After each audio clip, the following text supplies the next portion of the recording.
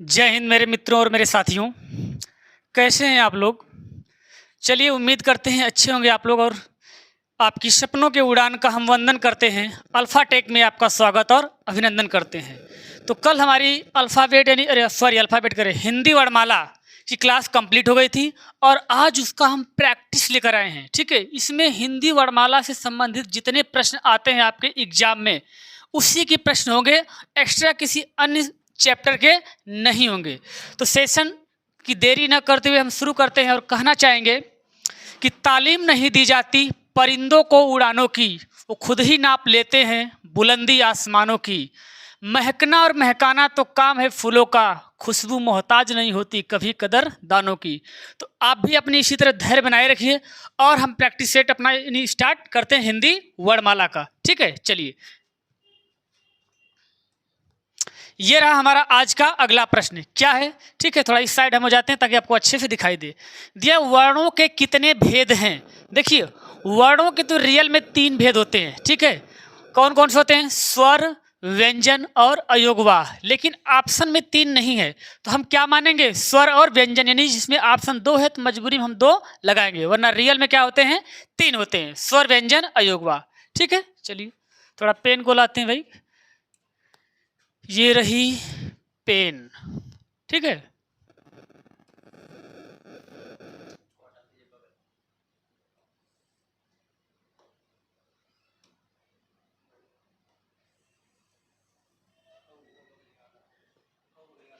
चलिए, ठीक है, ये रहा। चलिए, तो हमारा आंसर क्या होगा? हमारा आंसर होगा ऑप्शन नंबर ए। अगर 3 होता तो हम 3 वाले में लगा देते। ठीक है, हमारा ऑप्शन ये होगा। ठीक, चलिए बढ़ते हैं अगले प्रश्न की तरफ। ये रहा हमारा अगला प्रश्न। अगला प्रश्न क्या है हमारा? वर्णों के सुव्यवस्थित समुदाय को क्या कहते हैं? देखिए, थोड़ा सट गया है, यहाँ पर स्पेस होना चाहिए था। ठीक है, वर्णों के सुव्यवस्थित समुदाय को क्या कहते हैं? ठीक है, ये अलग है यहाँ से। वर्णों के सुव्यवस्थित समुदाय को क्या कहते हैं? तो आप कहेंगे सर्वनाम, क्रिया, अक्षर, वर्णमाला। तो हमारा ऑप्शन क्या होगा? वर्णमाला होगा। ठीक है, हमारा ऑप्शन वर्णमाला। सर्वनाम किसे कहते हैं? जब आगे टॉपिक शुरू करेंगे तो बताएंगे। ठीक है, संज्ञा के स्थान पर प्रयोग किए जाने वाले शब्दों को सर्वनाम कहते हैं। क्रिया क्या होता है? जिससे कार्य का होना पाया जाए उसे क्या कहते हैं? क्रिया कहते हैं। अक्षर क्या होता है? आपको पता है, वर्ण ही अक्षर होता है और अक्षर ही वर्ण होता है। ठीक है, थोड़ा बहुत इसमें अंतर होता है, लेकिन वो जब ऑप्शन आपके सामने कंडीशन आती है तब उस अंतर को हम करते हैं। और आपको अक्षर की यदि वर्ण की परिभाषा बताए थे, वह छोटी से छोटी ध्वनि जिसके टुकड़े अखंड नहीं कर सकते हैं। ठीक है, चलिए आगे बढ़ते हैं। यह रहा हमारा अगला प्रश्न। क्या है? निम्न में कौन सा वर्ण अघोष है? कौन सा वर्ण अघोष है? आपको अघोष के बारे में बताए थे। अघोष और क्या होता है? सघोष होता है। इसी को घोष भी कहते हैं, इसी को घोष भी कहते हैं। इसकी पहचान क्या है? अघोष 12, सघोष 345 होता है। मतलब किसी वर्ग का पहला दूसरा वर्ण अघोष होता है और तीसरा चौथा पांचवा वर्ण सघोष होता है। तो क्या होगा? पहला दूसरा, तो ये आपका चौथा है, ये आपका पहला है। च छ ज ये तीसरा है, ये क्या है? तीसरा है, और ये भी तीसरा है। तो कौन सा होगा? पहला और दूसरा। तो इसमें से पहला या दूसरा कौन है? आप कहेंगे क है। तो हमारा ऑप्शन ये सही होगा। ठीक है, चलिए बढ़ते हैं अगले प्रश्न की तरफ। ये रहा हमारा अगला प्रश्न। क्या बोलेंगे? कौन से शब्द में र व्यंजन नहीं है? तो भाई देखिए, कौन से में र नहीं है तो आपको पता, जब इसका वर्ण विच्छेद करेंगे तो ये कुछ इस तरह से होगा। ये बनेगा आपका, ये देखिए, इसको बोलते हैं पदेन्द्र। ये जो र ऐसे लगता है इसको बोलते हैं पदेन्द्र, और ये आधा नहीं पूरा होता है। इसमें क आधा होता है जो देखने में पूरा लग रहा है। तो इसमें से क्या, ये क पहले से आधा है, र पूरा है। तो र के ऊपर हलंत लगाएंगे तो अ बाहर आ जाएगा, प्लस म पे हलंत लगाएंगे तो अ बाहर आ गया। ठीक है, यानी र नहीं पूछा तो इसमें र है, तो ये हो नहीं सकता है। अब है मातृभूमि, मातृ मूर्धा। अब देखिए, ये जो मातृभूमि है इसमें क्या है? ये त पे ये र की तो ध्वनि है, लेकिन मात्रा कौन सी है? री की लगी है। जब इसका वर्ण विच्छेद करेंगे तो म हलंत लगाएंगे आ इसका बाहर आएगा, और त पे हलंत लगाएंगे तो री की मात्रा बाहर आ जाएगी। तो इसमें री लगाए तो हमारा ऑप्शन कौन सा सही होगा? कहेंगे बी सही होगा। इसमें क्या है? इसमें हमारा क्या लगा है? रे की मात्रा है। और बच गया मात्र। तो आपको पता है त्र में भी क्या होता है? आधा त और र से मिलकर ये बनता है, तो इसमें भी आपका र है। ठीक है। और बचा मूर्धा, इसको बोलते हैं रेफ्र, जिसको आप लोग अपनी भाषा में उड़ौआ र कहते हैं ना, उसको क्या नाम है? रेफ्र। और ये रेफ्र क्या होता है? आधा होता है। ठीक है। जब इसका वर्ण विच्छेद करेंगे, ठीक है, सॉरी, तो म पे जब हलंत लगाएंगे तो इसमें क्या होगा? बड़ाऊ की मात्रा बाहर आ जाएगी। फिर मूर्धा यानी र की ध्वनि है, तो इसके बाद र आधा है, कोई स्वर बाहर नहीं आएगा।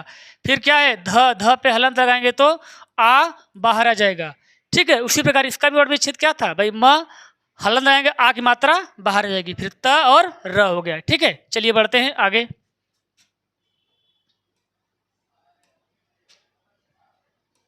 आए क्या है? निम्न में तालव्य ध्वनि है। अब तालव्य कैसे पहचानेंगे? ठीक है। तो क्या है, पिछली क्लास में हमने आपको बताया था कि इसका एक श्लोक होता है। ठीक है। चलिए वो श्लोक हम आपको वीडियो के लास्ट में समय मिलेगा तो बता देंगे। ठीक है। तो इसमें तालव्य क्या है? तो बोलते इचयस भी है तालू राम। क्या होता है ट्रिक? इचयस, इचयस भी है तालू राम, यानी ई और च से लेके य तक, और य और स क्या होते हैं? तालव्य होते हैं। तो देखिए इसमें कौन सा है? कहेंगे स है। हमारा ऑप्शन क्या होगा? ये होगा। ट क्या होता है? मूर्धा, रिट्रस से जानो मूर्धाराम। प का त उप आते हैं ओष्ठ में, यानी ये ओष्ठ से है। और क है अक विसर्ग कंठराम, यानी ये क किससे है? कंठ से है। ठीक है। चलिए बढ़ते हैं आगे की तरफ। ये रहा स्वर रहित व्यंजन। रहित मतलब यानी जिसमें स्वर न हो। रहित का मतलब क्या होता है? नहीं। रहित का मतलब क्या होता है? नहीं। जब स्वर रहित व्यंजन जब स्वर सहित व्यंजन से मिलता है तब क्या कहलाता है? ऑप्शन है तालव्य, द्वित्व, स्वरतंत्री या संयुक्ताक्षर। तो आपको पता है जब स्वर रहित व्यंजन यानी किसमें है? जैसे जो संयुक्त व्यंजन होते हैं, आधा क और मूर्धन्य स मिलकर क्या बनता है? कहेंगे छत्री वाला छ बनता है। ठीक है। उसी तरह ज्ञ है, आधा ज और य से मिलकर बनता है। स्र है, आधा तालव्य से और र से मिलकर बनता है। तो जरा देखिएगा, ये स्वर रहित व्यंजन है और ये स्वर सहित व्यंजन है। जब मिलेंगे तो क्या होंगे? संयुक्त अक्षर। संयुक्त अक्षर में संयुक्त व्यंजन बन गया। और एक और भी होते हैं संयुक्त अक्षर, 3 होते हैं। कौन कौन होते हैं? ठीक है। संपृक्त होता है, संयुक्त होता है और एक द्वित्व भी होता है। ठीक है। उसकी चर्चा अभी आगे प्रश्न आएगा तो हम बताएंगे। तो हमारा आंसर क्या होगा? ये होगा। ठीक है। चलिए आगे बढ़ते हैं। ये रहा हमारा अगला प्रश्न। क्या है? कौन सा व्यंजन नासिका द्वारा उच्चारित होता है? तो ट्रिक इसका क्या होता है? नासिका यानी नासिका से पंचमाक्षर। नासिका से क्या होता है? पंचमाक्षर, यानी पंचम अक्षर कौन से होते हैं? कहेंगे अंगा य पंचमाक्षर। अंगा य ड़ न म, ये होते हैं पंचमाक्षर। जरा देखिए इनमें से कोई है? अंगा य ड़ न म। जब इनका हम पंचमाक्षर में प्रयोग करेंगे तो हलंत लगा देंगे। वैसे भी व्यंजन हलंत युक्त ही होते हैं। ठीक है। जब वर्ण की कैटेगरी में आते हैं तो हमारा क्या होगा? ड़ होगा। ठीक है। Option number D. ठीक। आगे बढ़ते हैं। ये रहा किन ध्वनियों को अनुस्वार कहा जाता है? किन ध्वनियों को अनुस्वार? अभी पिछला प्रश्न था। ठीक है। पंचमाक्षर से रिलेटेड। तो इसमें क्या दिया है? स्वर के बाद आने वाली नासिक्य ध्वनियाँ। तो भाई स्वर के बाद स्वतंत्र रूप से उच्चारित ध्वनियाँ, स्वर के साथ आने वाली ध्वनियाँ, व्यंजन के बाद में आने, ये 3 ऑप्शन नहीं है। ठीक है। ये 3 ऑप्शन नहीं है। हमारा ऑप्शन क्या होगा? ये सही होगा। ठीक है। कारण स्वर के बाद आने वाली नासिक्य ध्वनियाँ क्या होती है? अनुस्वार होती है। जैसे अभी देखिए, जैसे क्या है? ये अंग है तो इसी पे तो लगता है। अब कैसे लगता है तो बताइए।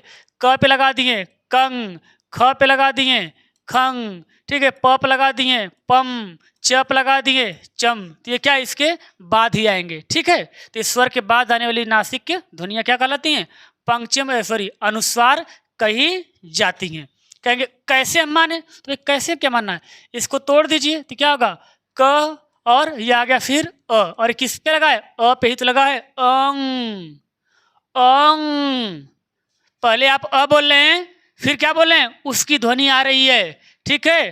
खंग तो हटाएंगे, इस पे भी क्या होगा, हटा दीजिए तो क्या हो गया, फिर अंग बाहर आ गया। तो जरा बोलिए फिर ख के बाद, या तो खंग, कंग, अंग, ठीक है। तो क्या है, ये स्वर के बाद आ रही है, तो स्वर के बाद आने वाली नासिक ध्वनियां क्या होती हैं, अनुस्वार होती है, जो नासिका से बोली जाती है, ठीक है। चलिए आगे बढ़ते हैं।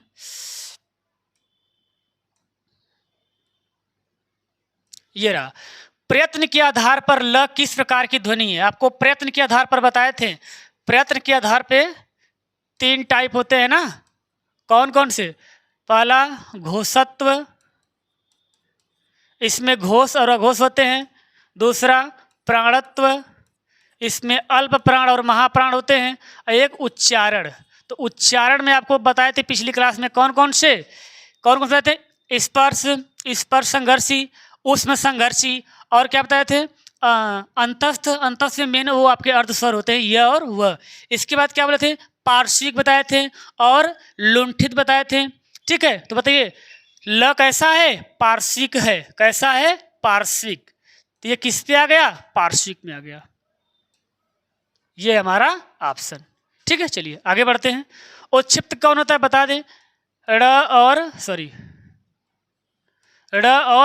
ढ़ होता है। प्रकंपित र को बोलते हैं, प्रकंपित या लुंठित किसको बोलते हैं, र को ही बोलते हैं। प्रकंपित या लुंठित किसको बोलते हैं, र को बोलते हैं। संघर्षशील, संघर्ष या संघर्षी या उष्म संघर्षी जो बता रहे थे ना, क्या होते, वही होते हैं। स स और ह, ये क्या होते हैं, संघर्षशील, घर्षण इसमें होता है, ठीक है। चलिए आगे बढ़ते हैं। क्या है, किस शब्द में री स्वर नहीं है, यानी री एक मात्रा होती है तो स्वर होगा ही, किसमें नहीं है। देखिए इसमें जब इसका क्या करेंगे, वर्ण विच्छेद, तो आधा क और इसमें से क्या री की मात्रा बाहर आ जाएगी, मतलब इसमें है। फिर इसमें क्या करेंगे, क का वर्ण विच्छेद करेंगे तो री की मात्रा बाहर आ गई। फिर इसका वर्ण विच्छेद करेंगे, द पे हलंत लगाएंगे तो क्या होगा, इसमें से भी री की मात्रा बाहर, ठीक है, बाहर आ गई। अब क्या बचा, रिवाज, तो इसमें सीधे सीधे क्या है, र है, हलंत लगाएंगे तो इसमें से छोटी की मात्रा बाहर आएगी। तो री स्वर जरा किसमें नहीं है, तो री स्वर इसमें नहीं है, इसमें र और ई है, ठीक है। चलिए आगे बढ़ते हैं।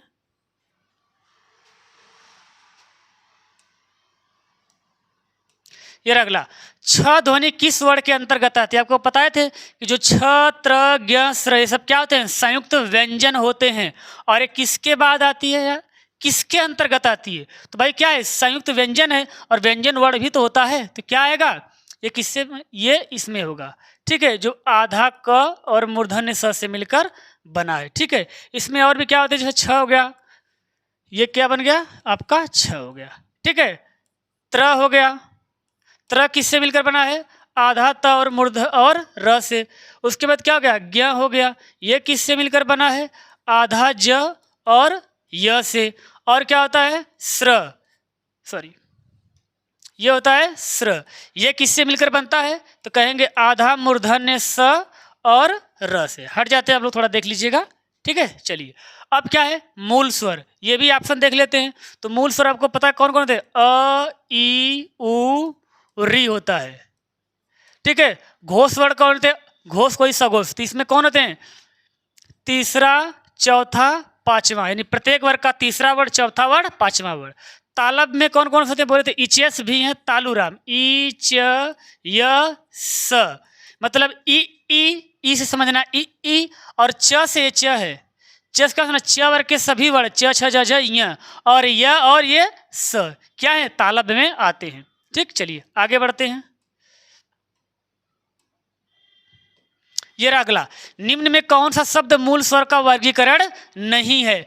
मूल स्वर का वर्ग, कौन सा स्वर का वर्गीकरण नहीं है, तो स्वर में आपको पता है ह्रस्व होता है, दीर्घ होता है, प्लुत होता है। ह्रस्व, दीर्घ और प्लुत होते हैं। संयुक्त भी होता है जो दीर्घ में आता है, ए, ऐ, ओ, औ, यानी कौन सा होगा, द्वित्व तो नहीं होगा, ये व्यंजन का वर्गीकरण है, ठीक है, ये नहीं होगा। द्वित्व व्यंजन किसे कहते हैं, जब एक वर्ण लगातार हो और उससे कोई शब्द बने तो वे द्वित्व होता है। जैसे दिल्ली क्या है, दिल्ली, दिल्ली, इसमें ल देखिए एक ही वर्ड है और लगातार है, एक आधा एक पूरा होता है।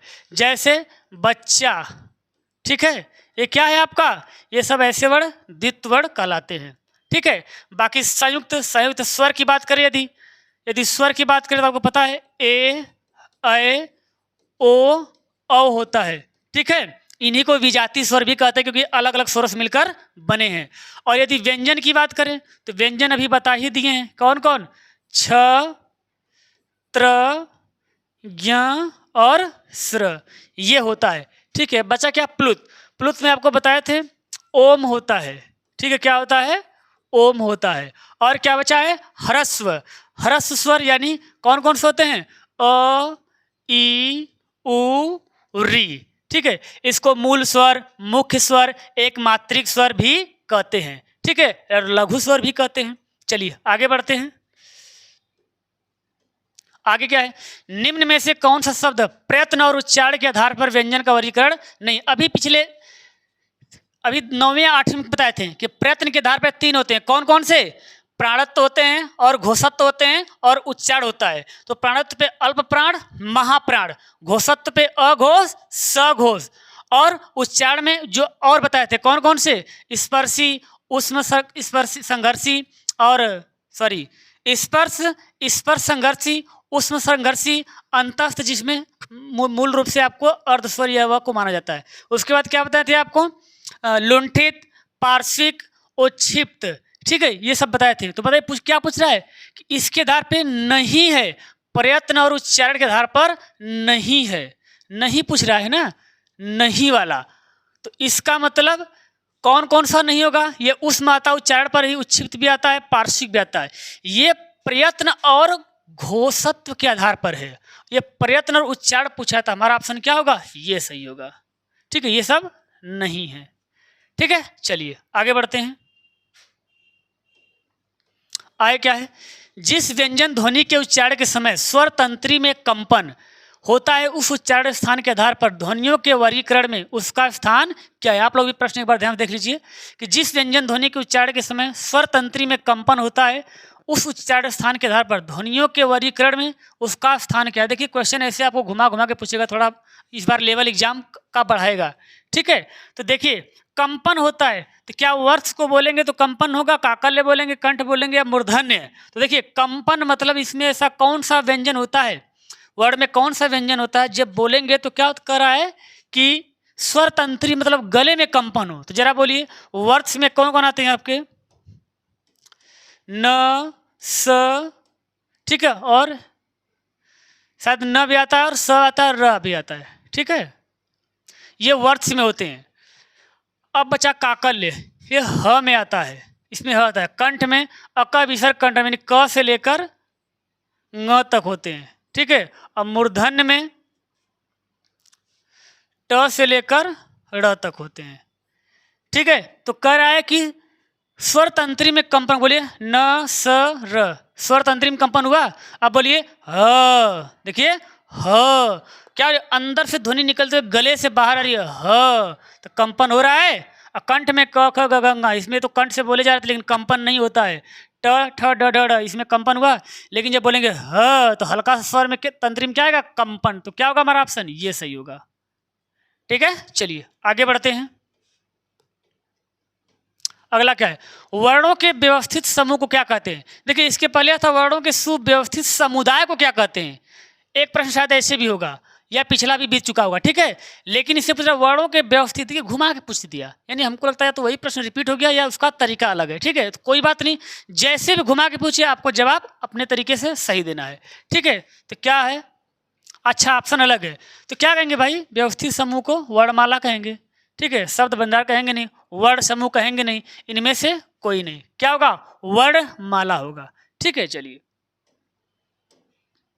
ये रहा, ए ऐ के उच्चारण में, ए ऐ के उच्चारण में और की सहायता ली जाती है। मतलब ये क्या है, खाली स्थान छोड़ दिया है, मतलब किसकी सहायता ली जाती है।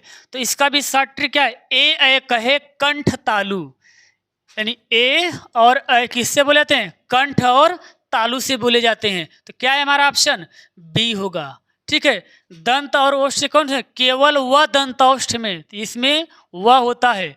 इसमें क्या होता है वह, छंद तालु कुछ होता नहीं है तो ऐसे गुमराह करिए। इचेस भी है तालुराम, ठीक है। लगता है ऑप्शन कुछ और देना चाहिए था, तालु से बोले जाने वाले वर्ड ही लिख दिया है, ठीक है। हो सकता है हमारे टाइपराइटर से कुछ मिसप्रिंट हो गई हो, ठीक। चलिए, तो कंठ और तालु से ए और ए बोले जाते हैं, ठीक है। चलिए, ये रहा च वर्ग ध्वनियां किस वर्ग में आती हैं अभी बताएं। इचेस भी हैं तालुराम, तो कहाँ गए भैया तालु, ये रहा तालु, ठीक है, इसमें आती हैं। अच्छा वर्ग के सारे वर्ड आते हैं, यह भी आता है और आपका स भी आता है।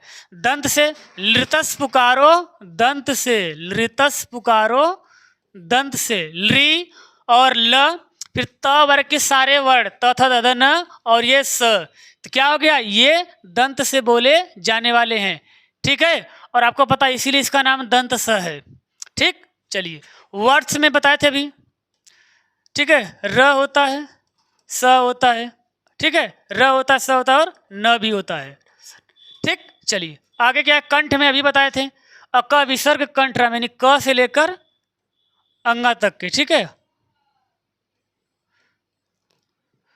चलिए और क्या है, चलिए ठीक है, अगला प्रश्न पढ़ते हैं। ये रहा वर्णमाला का कौन सा अक्षर पुल्लिंग नहीं है, मतलब पुल्लिंग नहीं है मतलब क्या है, पुल्लिंग नहीं है तो क्या होगा, स्त्रीलिंग होगा, ठीक है। और आपको पता है वर्णमाला के 3 अक्षर क्या होते हैं, स्त्रीलिंग होते हैं, इसको याद रखिएगा, छोटी बड़ी और री, ठीक है। ये सब क्या होते हैं स्त्रीलिंग, बाकी सारे जो बचे वर्ड क्या होते हैं पुल्लिंग होते हैं। तो ई क्या है, ये स्त्रीलिंग है, ठीक है। और साथ में री भी होता है, ठीक है, इसको भी आप लोग याद रखिएगा। ई और री क्या होते हैं स्त्रीलिंग होते हैं, बाकी सब पुल्लिंग होते हैं। चलिए आगे बढ़ते हैं। ये रहा जिन वर्णों का उच्चारण स्वतंत्र होता है उसे कहते हैं, भाई तो बहुत सरल प्रश्न है, ठीक है। अब इसको अगर आप नहीं कर पाएंगे तो मतलब वर्णमाला का कोई नॉलेज नहीं है। तो क्या है, जिन वर्णों का उच्चारण स्वतंत्र होता है उसे क्या कहते हैं, उसे स्वर कहते हैं, ठीक है। व्यंजन किसे कहते हैं, स्वरों की सहायता से बोले जाने वाले वर्ड व्यंजन कहे जाते हैं। व्याकरण किसे कहते हैं, ठीक है, जिसके द्वारा शुद्ध शुद्ध बोलना, शुद्ध शुद्ध पढ़ना, शुद्ध शुद्ध लिखना आ जाए वही क्या कहलाता है, व्याकरण कहलाता है। बोली आपको भाषा चैप्टर में पढ़ा दिए थे, एक छोटे से क्षेत्र में बोली जाने वाली भाषा बोली कहलाती है, ठीक है।